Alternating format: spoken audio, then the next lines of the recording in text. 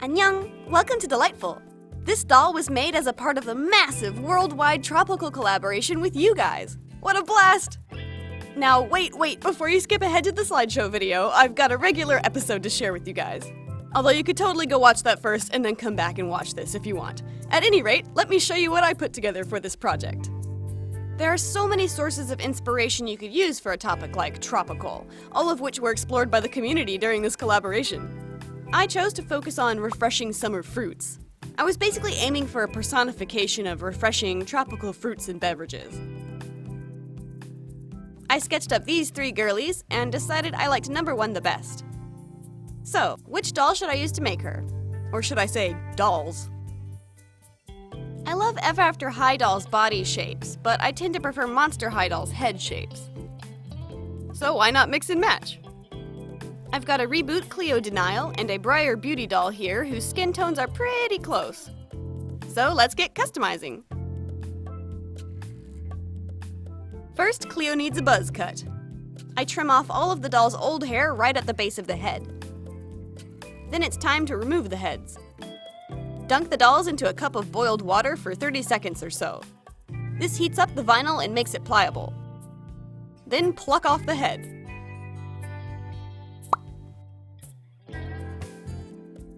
This time, I have to do it twice.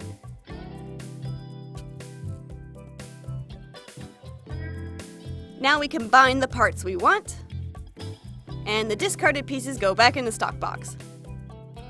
To fully remove the rest of the hair, keep that hot water nearby to keep the head soft and squishy, and tug out the remaining plugs from inside the neck hole.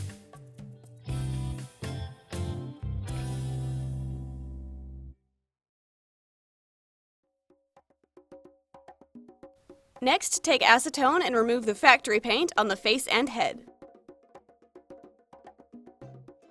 And stage 1 is done. The doll has been stripped down to its bare basics and is ready for customizing. I like to call this the Nightmare Fuel stage. Now for hair. I've chosen 3 fruity colors of Nylon Doll hair. I want it to be mostly banana yellow with a touch of orange highlights and a bright lime green accent underneath. So to map out where the hair will go, I paint the corresponding colors onto the scalp.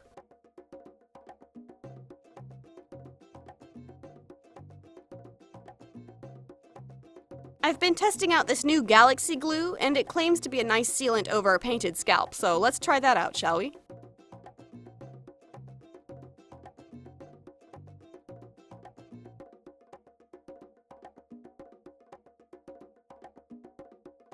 Rerouting time!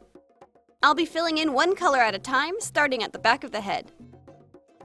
Peel a couple hairs out from the hank, loop it onto your rerouting tool,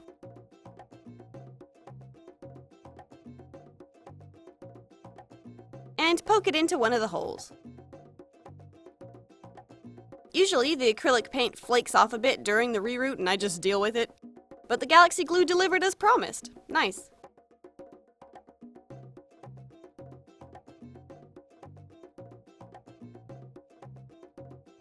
Once all the colors are in place, go back and fill in the part. See how it looks a little spotty in the middle? I want to plug in enough hair to where it looks nice and full. Now we flip her over and pour glue inside the neck hole to seal the deal. You want nice, even glue coverage in there, of course, but you can't see what you're doing.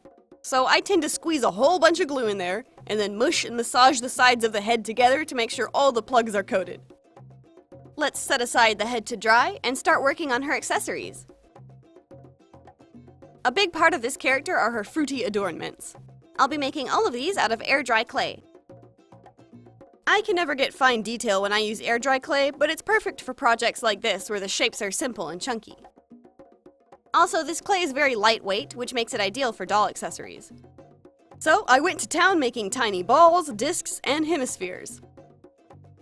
The banana bunch was slightly more complicated, so I inserted a small metal armature wire to help hold the shape. And that's it! It doesn't look like much right now, but wait until we paint them. While I have the clay out, we might as well make the shoes too.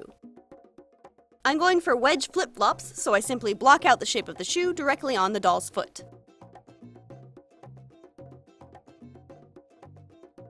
Once all the pieces dry, we can cut and sand them to perfection. But geez, did they take ages to dry. It's been very humid where I live, so even these tiny, thin pieces took 2 full days to harden.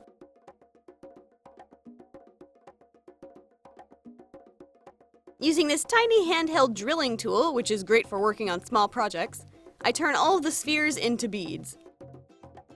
I also use it to make a hole in the toe of the flip-flop. Now we can paint these pieces. This part is really fun, because we can turn these simple shapes into legit-looking fruit slices with the power of color! Referencing real images of fruit off-screen, I mix up the paints and get to work. It helps that the clay is already white, so that the colors are as bright as possible. If you're working with a different color of clay, I would suggest coating them with white gesso first.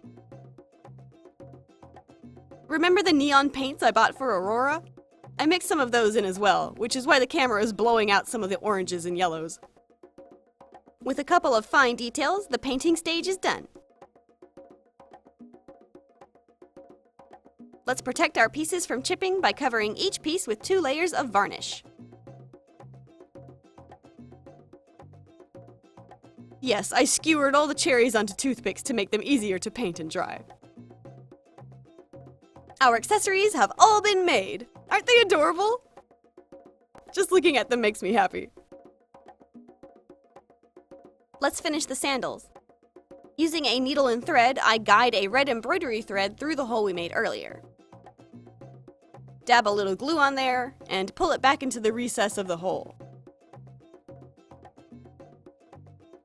Try it on her foot, mark where you want the straps to go, then glue them to the sole, where they will be out of sight.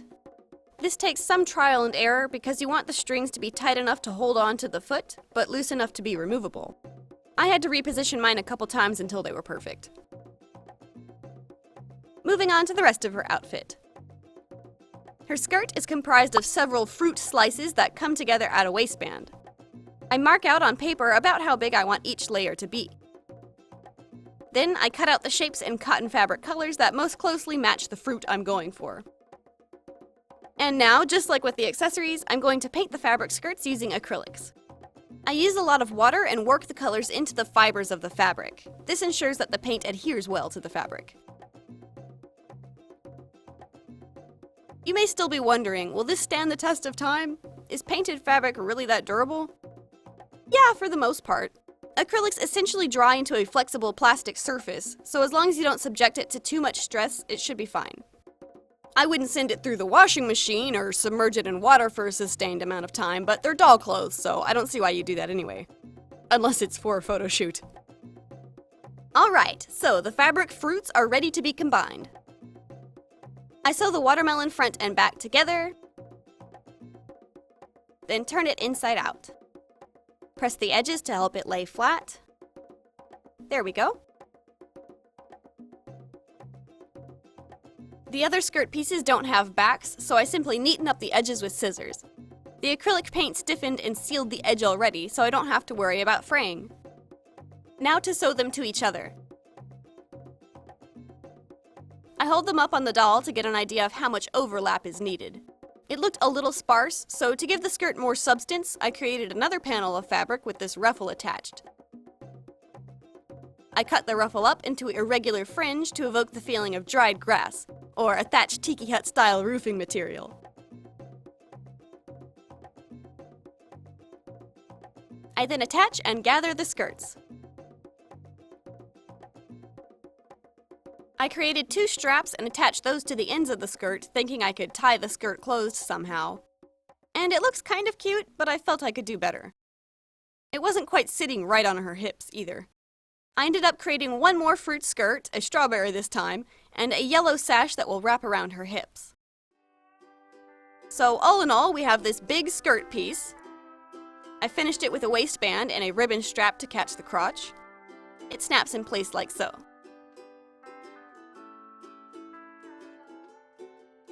Then there's this second sash layer, which wraps around like this, with a twist, and also snaps in place. Now the skirt looks full and complete. I'll be making a bright red bikini out of the same cotton fabric. I cut out the general shape and dab glue around the edges to stop it from fraying. I then take 2 darts on the top to form the cups,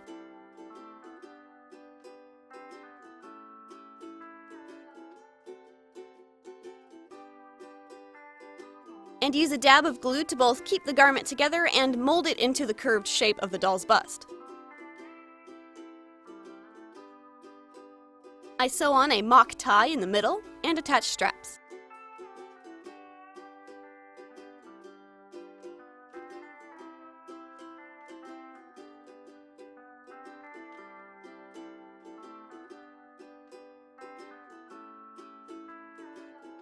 And because I never fully trust glue to hold something together, I whip stitch around the entirety of the bikini.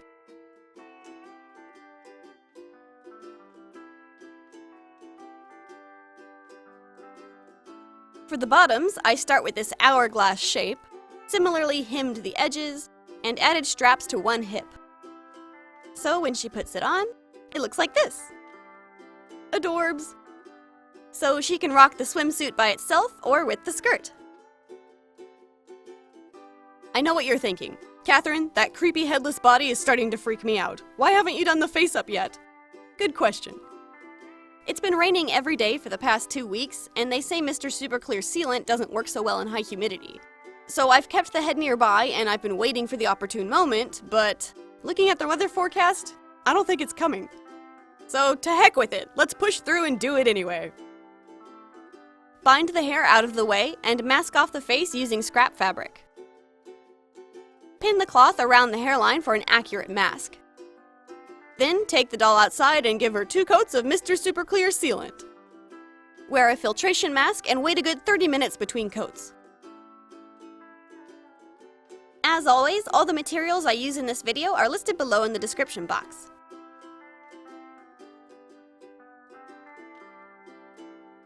Let's start off with some fruity eyeshadow.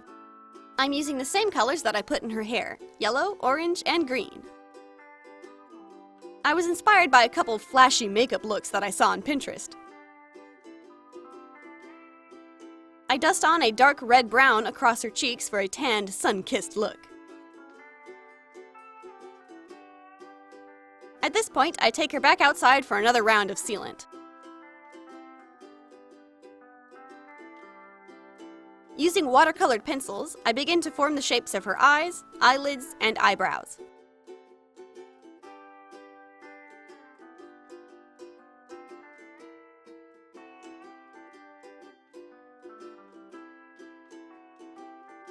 I also detail the creases of the lips and draw the corners upward to form a friendly smile. I then rough out where I want the irises to be and come back in with white to build up the sclera. I didn't even know that's what this part of the eye was called until I heard Hextian saying it. Sclera. It's a weird word, right? While I've got the white pencil out, I also draw on thin lines around the brows, corners of the eye, and top of the cupid's bow to add dimension and highlights. I'm trying really hard to keep the cupid's bow highlight nice and thin this time because I've been told the way I do it looks like a milk mustache. What can I say? I'm naturally heavy-handed. Once the line work is in place, we can start adding more depth by bringing in darker colors. I darken the outer tip of the eyebrow and the lash line, as well as the iris and pupil. I also work to build up more saturation of colors in the eyeshadow with both the pencils and layers of pastel. At some point between sealant application, I decided I might as well blush the body with pastels to make her look like she's been out in the sun. Next up is the eyelashes. I delicately sketch them on with a dark brown. Then I come back with black to give them some volume. Fluffy, full lashes is what I'm aiming for, so I'm being extra careful and trying to get a good angle on the doll as I draw.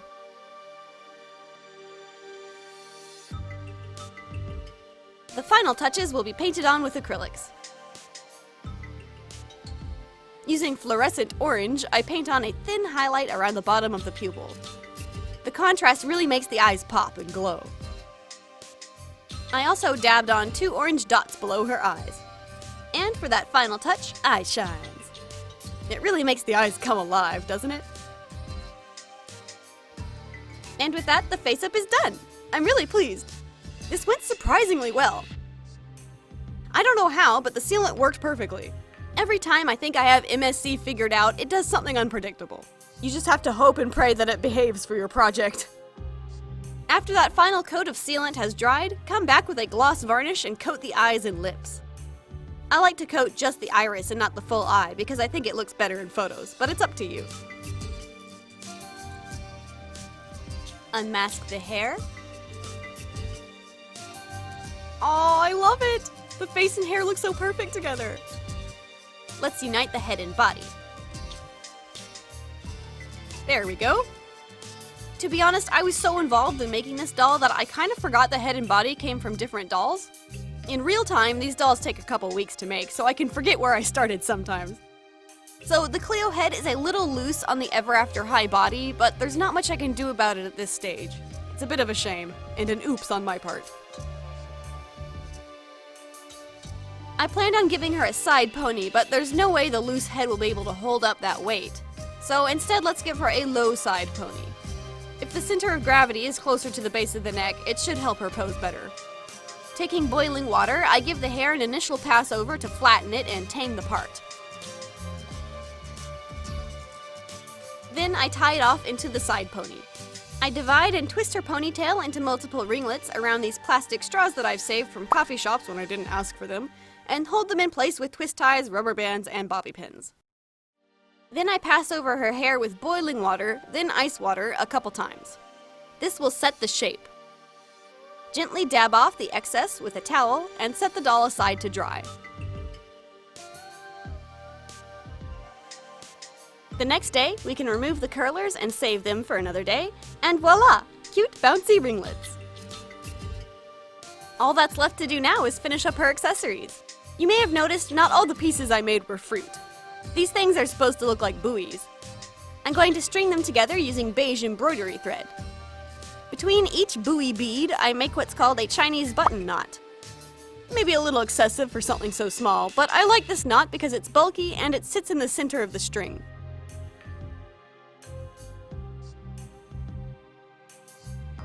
I repeat this until I've strung all my buoys together.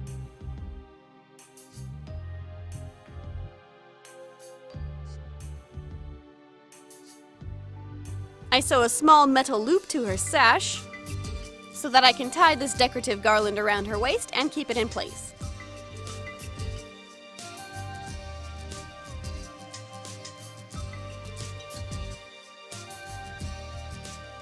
I use a couple more metal loops to create earrings out of these tiny lemon slices.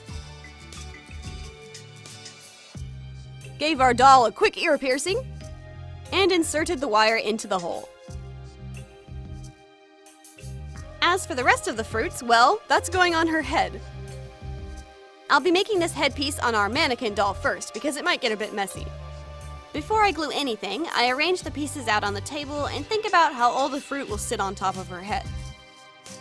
Okay, I think I've got it. To create a base for this arrangement, I cut out and stitched straps in between two oval shapes. I chose yellow so that it blends in with her hair. I then pin it in place on the mannequin. I'm keeping one pin in the base itself. And now for the scary part, placing the fruits. I said earlier in this very video that I never fully trust glue, but I couldn't think of a better solution. So, carefully as I could, I apply a dab of hot glue to the headband, then pop on a fruit slice. I'm not crazy about hot glue because it can be difficult to control and gets stringy, but I tried my best.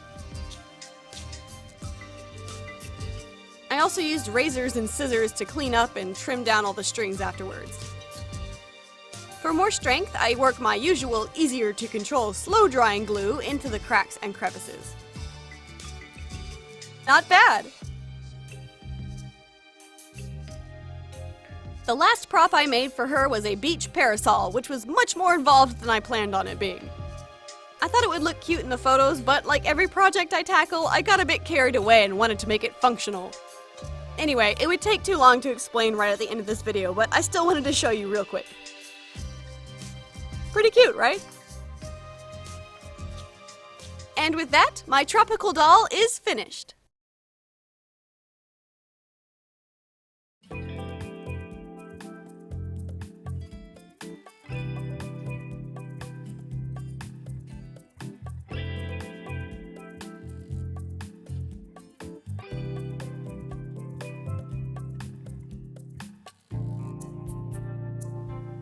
I was wondering what name I could give her, and I think I've got it. Say hello to Mai Tai.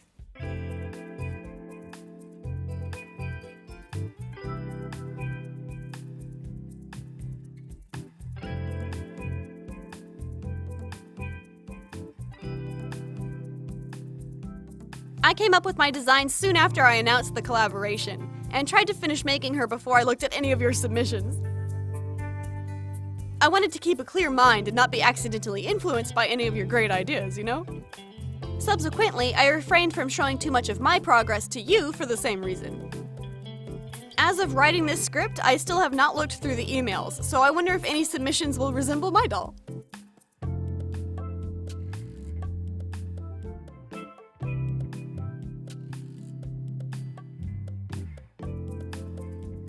When I was designing this character, the main key point I was aiming for was to create a doll with the most refreshing, summery vibes possible. When I look at this doll, I want to feel like I'm on vacation at the beach. Yes, the main visual inspirations were refreshing summer fruits and beverages, but I was mostly focusing on creating an atmosphere and a feeling, if you will. It sounds really artsy-fartsy when I say it out loud, but hopefully you get what I mean. I bring it up because it felt different from the way I usually go about designing characters.